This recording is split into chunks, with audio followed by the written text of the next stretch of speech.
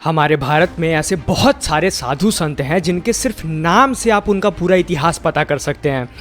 जैसे प्रेमानंद जी के नाम के अंत में आनंद आता है, इसी तरह विवेकानंद, परमानंद, ब्रह्मानंद ये सिर्फ भक्ति भाव के लिए हैं। अब जैसे जिन भी महापुरुषों के नाम के अंत में आचार्य आता है, ये बहुत बड़े ज्ञानी होते हैं, तर्कशास्त्री होते हैं, विद्वान और दार्शनिक होते हैं, जिनके पास हर एक प्रश्न का उत्तर होता है, तर्क होता है। जैसे शंकराचार्य, माधवाचार्य, रामानुजाचार्य। वहीं अगर आप भक्ति में आएंगे तो जो भी भगवान के प्रति अपने आप को पूरा समर्पित कर देता है, भगवान के ही गीत गाता रहता है, उनका भजन करता रहता है, उनके नाम के आगे दास लग जाता है। जैसे तुलसीदास जी हो गए, सूरदास जी, कबीरदास जी। अब जैसे किसी भी व्यक्ति के नाम में नाथ लगा हुआ है, जैसे योगी आदित्यनाथ, गोरखनाथ, मच्छेंद्रनाथ, तो वो नाथ संप्रदाय के होते हैं। योग और तंत्र का उन्हें ज्ञान होता है, वो भगवान शिव की भक्ति में लीन रहते हैं। अगर नाम के अंत में सरस्वती आ रहा है तो इसका अर्थ है कि उन्हें शास्त्रों का बहुत अच्छा ज्ञान है, जैसे दयानंद सरस्वती हो गए।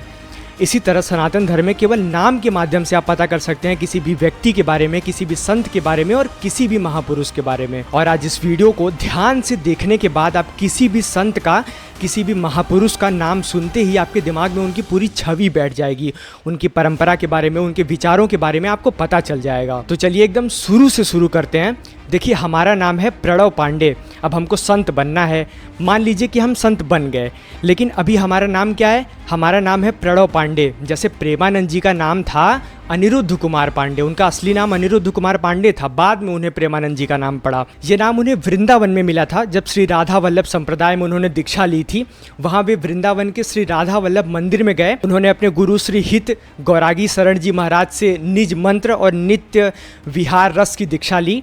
इसी समय उन्होंने प्रेमानंद गोविंद शरण की उपाधि मिली इन्हें। अब जैसे हमें इस नाम की उपाधि चाहिए तो हमें इस पूरे संसार की मोह माया को त्यागना होगा, ब्रह्मचर्य का पालन करना होगा, भक्ति में लीन रहना होगा, भगवान को ही सब कुछ मानना होगा। और उसके बाद श्री राधा वल्लभ संप्रदाय के गुरु के द्वारा हमारी भक्ति के अनुसार, हमारे ज्ञान के अनुसार हमें ये उपाधि दी जाएगी। और ये होगा जब आप दीक्षित हो जाएंगे, यानी कि दीक्षा ग्रहण कर लेंगे। और तब हमें अपना नाम छोड़ना होगा, हमें अपना प्रणव पांडे नाम छोड़ना होगा और हमें प्रणवानंद की उपाधि दी जाएगी।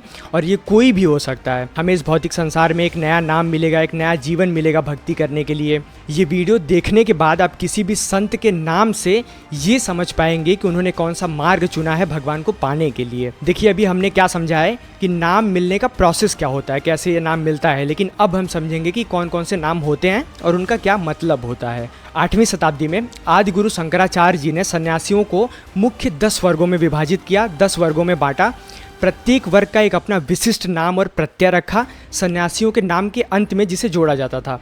अब ये 10 नाम कौन कौन से हैं? गिरि, पुरी, भारती, वन, आरण्य, सागर, तीर्थ, पर्वत, आश्रम और सरस्वती। अब जैसे स्वामी दयानंद सरस्वती, स्वामी विवेकानंद, इनके नाम के आगे स्वामी लगा हुआ है, यानी इसका मतलब ये है कि उन्होंने स्वयं पर स्वामित्व प्राप्त कर लिया है, यानी जो मन, इंद्रियों पर, अहंकार पर विजय प्राप्त कर लिया हो। ये अवसर उन सन्यासियों को दिया जाता है, ये नाम उन सन्यासियों को दिया जाता है जो परंपरागत वेद संन्यास लिया हो, जिन्होंने, जो किसी संप्रदाय से जुड़े नहीं होते हैं। अद्वैत वेदांत में ये अधिकतर प्रचलित है।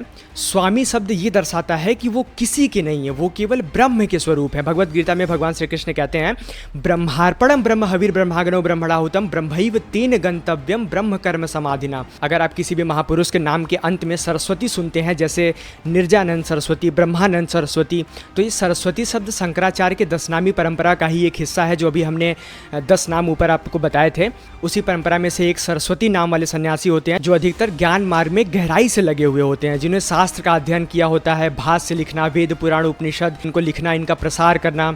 इसके बाद आपने कैलासानंद गिरि जी के बारे में सुना होगा। इन सन्यासियों के नाम के अंत में गिरि लगा होता है।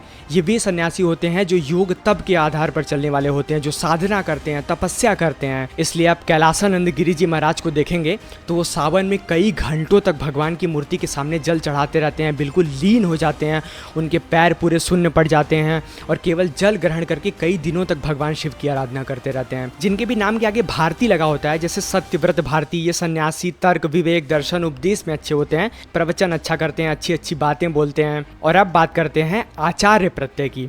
जैसे आदि गुरु शंकराचार्य, माधवाचार्य, रामानुजाचार्य, मतलब जो स्वयं आचरण करता है और दूसरों को भी कराता है।